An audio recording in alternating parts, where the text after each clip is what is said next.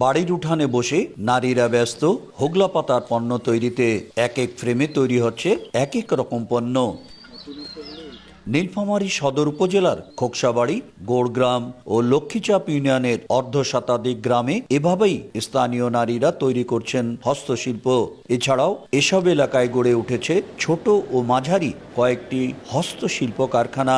তৈরি করা হচ্ছে 230 ধরনের পণ্য। রপ্তানি হচ্ছে ইউরোপ, আমেরিকা সহ অন্তত ৪৫টি দেশে।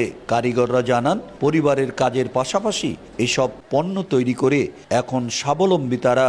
অনেক শিক্ষার্থীও পড়াশোনার পাশাপাশি যুক্ত হয়েছেন এই শিল্পে। মহিলাদের অনেক উপকৃত হয়েছে, কারণ ওরা ঘরে বসে কাজটা করতে পারতেছে।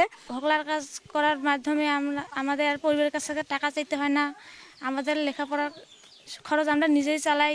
এটা হলো হাতের উপর নির্ভর, যে যত বেশি করবে তত বেশি বেতন পাবে। যে ব্রাইট লক টেকনোলজি সাধারণ পাউডারের তুলনায় দেয় দ্বিগুণ উজ্জ্বলতা। রিন অ্যাডভান্সড দেয় দ্বিগুণ উজ্জ্বলতা। হোগলা পাতার হস্তশিল্পের বাণিজ্য ছাড়িয়েছে 150 কোটি টাকা।